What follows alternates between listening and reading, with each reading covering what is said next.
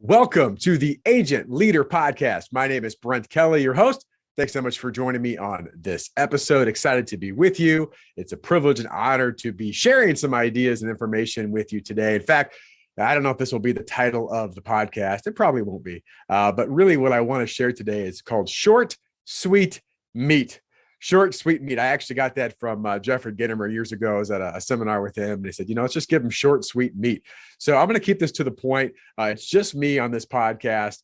And, over the past few weeks, had the opportunity. We had our ProfitNet event that we ran with our agency members. And in fact, in the recent podcast, we shared the panel discussion there with some of the great agency leaders. Just traveled recently to another event and spoke in front of a group of agencies. And so, part of what I want to do on this podcast is I'm able to connect and meet lots of agencies, lots of leaders, different subjects, different topics, different philosophies, different backgrounds, different experiences, is to take some of the key learnings that I'm hearing and I'm taking and I'm sharing and bring them to you, the podcast listener. So that's going to be the focus of today's podcast. As always, I want to share the mission, the purpose of the podcast is to help you, the agency leader, to help you gain clarity on what's most important, build consistency in the right habits, the right actions, the right behaviors, and to make a commitment to yourself, to your team, to your clients to become the best version possible. And reminder again, best version possible book and movie are available. We'll have the links in the show notes here. But if you go to sitkins.com/BVP, you can order the book, and audio is going to be available here very soon. We're waiting on the final production of the audio book. Finally, the paperback books are ready to go, so you can get those as well as a digital version. So go to sitkins.com/BVP, and our movie that explains the BVP story, the process, and how it affects you, the agency leader, is at sitkins.com/VIP. Also, want to share with you a really exciting announcement. We have a new sponsor, a longtime friend of Sitkins. We've had a long-term relationship with the Rough Notes company. They're one of our sponsors, and we are excited. I want to just share a little bit about Rough Notes and what they do, why they're so important. But the Rough Notes company, they're publishers of the insurance industry's leading magazine and technical insurance content. Rough Notes magazine profiles successful agencies. I'm sure you've seen them. If you read Rough Notes, it always has a great profile. Plus, they have keen insights from respected experts. We happen to be one of the experts that writes in the magazine of must-know topics. So really great topics. And they also have Rough Notes Advantage. This is Rough Notes Advantage Plus. It's a great tool. It provides your agency a platform to give you more authoritative information on complex coverage issues. So again, go check out Rough Notes. So excited to have them as a sponsor on the Agent Leader Podcast. And so with that, I want to get into the short, sweet meat. I said short, sweet meat, so I better live up to the billing. And this recently came from, if you listen to the panel discussion that we put on the recent podcast, I talked about this idea of challenging your comfort zone. And that, in fact, the statement that I made was that the only thing that grows in your comfort zone, the only thing that grows in your comfort zone is complacency. Right? We just get settled for that. This isn't so bad. This is okay. And we find all the different reasons that we justify it. Roger Sitkins, mentor and CEO of the Sitkins Network and the Sitkins Company, said this. He said that, talk about justify. He said, justify is just a lie, right? To justify is just a lie. In fact, I got that from Andy Stanley. And it's an important statement, because it's true. We can often find ways to justify why we're not doing some of the things that deep down in our soul, in our gut, in our heart. This isn't just a brain issue. It's a heart and a gut issue. Deep down within us, we know as human beings that we are created to do extraordinary things. We've been equipped and resourced. I believe from the man upstairs, you may have your own beliefs, but that we have these opportunities, and that at our core being, when we're not doing the things and living up to some of those things that we know we should do, there's frustration, there's regrets. And so that's what I believe, that the only thing that really grows in the comfort zone when we just get comfortable is complacency. And with complacency, breeds you just average. And, the fact that you can be average in this industry, in the independent insurance agency system, and still do okay. And I think that's why it's such a toxic thing in the independent insurance agency system, is that we can in some ways get away. And by the way, I don't begrudge anybody.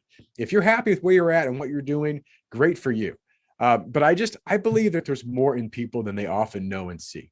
And part of my job and role as a coach is to help express that, right? It may be through an engagement, a speaking engagement to turn on a light bulb. It may be in a small group or mastermind that we're leading to get people to challenge each other deeper, encourage each other at higher levels. Could be a one-on-one when I just ask basic questions to get people to think of, why, you know what, there is more within me. So I want to challenge you, the podcast listener. What's deeper inside of you that you're not expressing? And why are you holding yourself back in those areas? Because, the last thing that any of us want, I've already used this term, is regret. So we get to the end of our life and we go, oh my gosh, I thought that I would have accomplished more. I thought that we would have done more. I thought that I would have done X, Y, Z, whatever that is for you, right? You've got to determine what that is, not me. And I can tell you in my own life, to be very transparent, there are several areas that I think about that all the time, right? And I don't expect perfection. I don't think that, we're going to achieve perfection. But I do believe we should desire that best version possible. We should try to grow to that person that we know that we can become, right? Anything else is just settling, right? And leads back to complacency. And we think about insurance agencies and just use our best version possible process. And as a reminder, the best version possible, we talk about the book. Yes, it's a mindset. Yes, it's a philosophy, but it is a process. It is a true process based around simplicity, but going deep in the focused areas that we need to go deep in. And I want to go through these 4 areas and take about a minute, get short, sweet meat. Take a minute and share where I believe that agencies can get complacent in these areas and what happens. And these aren't going to be, oh my gosh, I never would have thought of this. But I think what'll happen is you go, you know what? He's right. And what I want to do, again, I want to challenge you. If you're listening to me right now and you hear my voice, challenge you to say, why am in this area, potentially, whatever it is for you, why am I settling? Why am I saying good is good enough? Why am I holding myself back, my team back, my clients back from a greater opportunity, a greater expression of many things, right? But a greater expression of whatever it is that you're trying to accomplish. So number 1, the first phase that we talk about in our process is alignment. This is internal conversations. I've said this on earlier podcasts. I'll say it again, that so often insurance agencies completely overlook the step of alignment. That do we have the same goal as an agency, but truly different roles, and understanding and respect for what those are. This is one of the hardest things to do. And I think that's why it's often missed or avoided. I don't want to have that conversation. This is going to require our culture shifting in a slightly different direction, or maybe not just slightly, but a big direction, right? There's a pretty big shift that we're going to have. Well, I don't want to deal with that. But we know that if we don't ever have these conversations or really figure out the why behind what we're doing, really don't have alignment, that our leadership is on the same page, that our team is on the same page, that our salespeople and our service people are communicating at higher levels, we call high performance teams. If we're not doing those things, we're never going to get to the level that we could get to. And so we speak all the time about alignment, and we help agencies try to move towards that, right? And how do we do that? So I would just ask you, when you think about your agency today, where are you misaligned?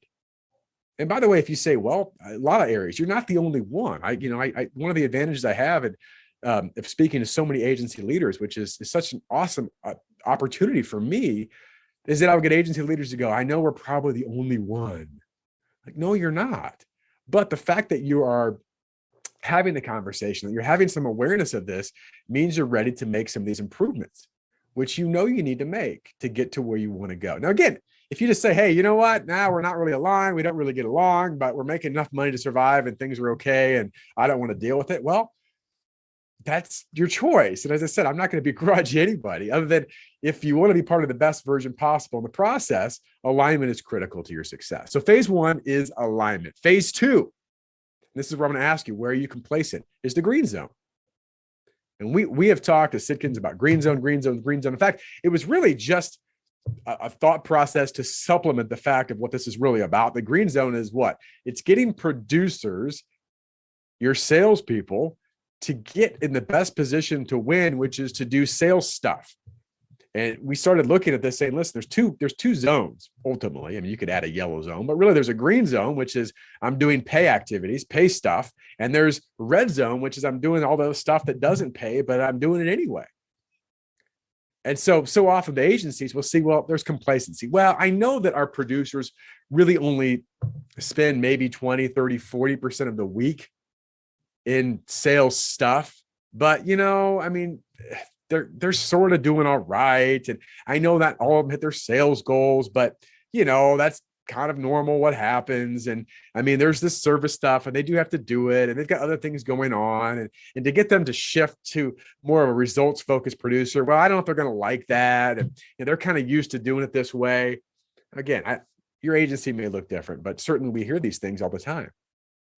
But the simple but true analogy is that if your sales team, your producers, are not investing, not spending the majority of their week in pipeline activity and sales conversations and relationship management and continuations, proactive continuations, and they're instead spending the majority of their time checking emails, having conversations about who knows what, following up on things that they're not very good at anyway, all those things that a better person would be served to doing.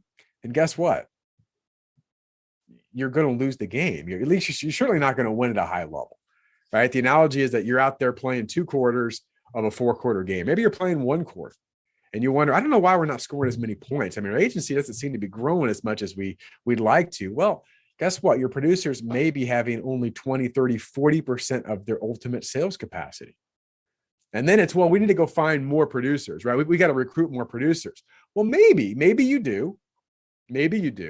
But most likely it would be, why don't you get the producers you have on your team to be doing more of the things they should be doing in the first place, right? Let's start with that, because the last thing we want to do is put another new producer in our agency and have them produce at 30 or 20, 30, 40% of their sales capacity. We always think, well, maybe I'll get lucky. Maybe I'll get that superstar. Maybe, but that's not likely, right? And that's not your best version. So again, the complacency there is, well, at least I've got salespeople, right? At least they're doing something. So we'll just take it, right? And that's where complacency digs in. Number 3 is retention and referrals. Phase 3 is retention and referrals. Again, this is going back. We've got previous podcasts talking about the process, but phase 1 is alignment. Phase 2 is green zone. Phase 3 is retention and referrals.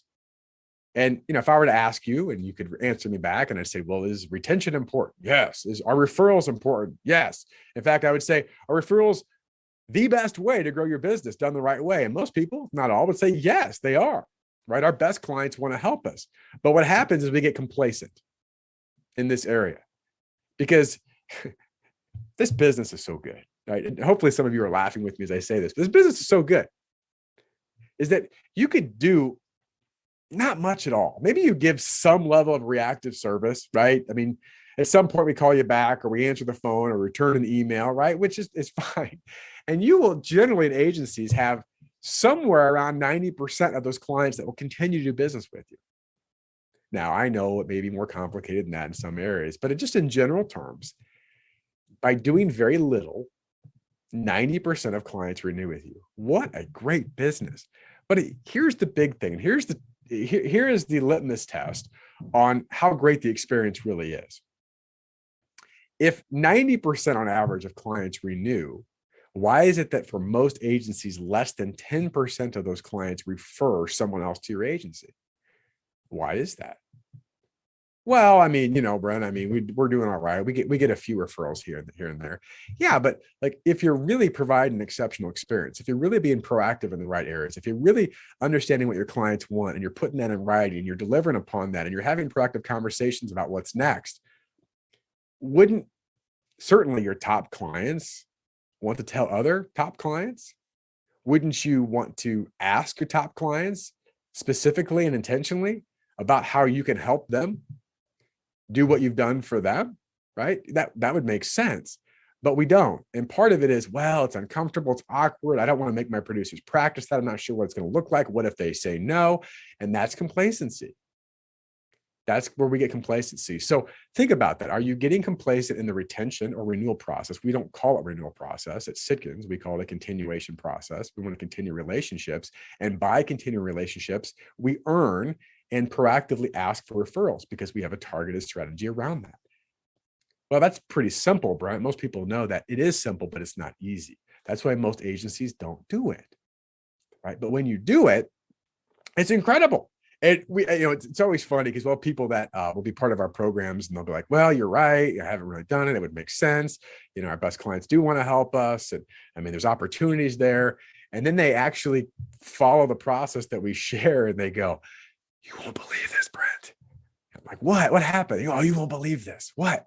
Well, I did some of the stuff that you said, and I didn't do it perfectly, but I did some of the stuff that you said. And then I actually came with a proactive list of clients that I've identified, and I cross-referenced to them. And I practiced how I was going to present this and ask for that. And they gave me a referral. In fact, they gave me two. Oh my gosh, what happened? Well, I already wrote a piece of business on one of them, right? And you get where I'm going, but it's just being intentional. So phase 3 is retention and referrals. And just ask yourself, are we being complacent in our renewal process? Are we being complacent in how we earn and ask for referrals? Which leads to phase number 4, right? The 4 phases is the 4th phase. Obtain. This is about having a set offense. Now, again, I'm talking to myself in this podcast, but you can answer in your head, or you want to write this down, or whatever you need to do is this. Does your agency have a true set offense where someone, whether it's the agency principal, the sales leader, a producer who's kind of taken that role, there is some set offense that there is a play or plays being called, right? Versus asking your producers in this case, hey, what's your process of, and this is true for the service team as well in many cases, but what's your process of blank, right? What is the sales process? What's the agency sales process? The agency's way of doing business when it comes to obtaining clients? Well, it depends on who you talk to, right? Now, there's always going to be flexibility. There's individuals, there's specialties, there's different experiences, backgrounds, type of personalities. I get all that. But is there a true agency way of doing business or a set offense? Right? Do we know as a producer and as an agency specifically who we want and why we want them and how we work best with them and where we're different, truly different, right? This is all part of the obtain process of just really getting intentional with your set offense, with your points of differentiation, with identifying future ideal clients. And what often happens in this area is, again, very similar to what I've said before, we're still writing some business. We're doing all right. Right? We've got some stuff coming in the front door here and there, right? We've got a producer that's had some success in a few areas here, but it's nowhere near the level that you could achieve by going deeper in this one phase that I just mentioned of obtaining clients, having a true plan or set offense around it. All right. So those are the 4 phases. And I'm sorry if this is a bit of a sermon. It really was a conversation from my heart because I love independent insurance agencies. I want to see independent insurance agencies succeed. I know my team, our team at Sitkins, we want agencies to succeed at the highest level. We want you to live a life of no regrets. We want you to increase your organic growth considerably, 2-3 times the average out there. We want you to have profitability in an agency of 25% plus without contingency. We want you to increase the value of your agency to give you more freedom and opportunity to do the things that you want to do. But the biggest problem to getting there for many agencies is just looking at themselves, looking at the agency and saying, where has good been good enough too long? Where have we been complacent? Right? Where have we gotten too comfortable that because we've gotten so comfortable and things have gotten in some ways too easy, we have missed out on opportunities for that best version possible, for ultimate growth and for freedoms, right? The freedoms of time and relationships and financial freedom and the freedom of purpose of doing the things that you really want to do and love to do every single day, right? So my challenge, encouragement to you is find those complacency traps in your agency and acknowledge them. Now, if you ever want to have a discussion with us at Sitkins and how our process, or if our process would work with you and your agency, just go to sitkins.com/book a call. Sitkins.com/book a call. One of our coaches will have a short conversation with you, learn more about your agency, see if there's a fit potentially with what we do and how it can help accelerate your agency's growth and development. There may be a fit. There may not be a fit, right? That's okay. But just go to sitkins.com/book a call, and we would love to have a conversation. I want to thank you for being an agent, leader, podcast listener. Wish you all the best in your success. Thanks again.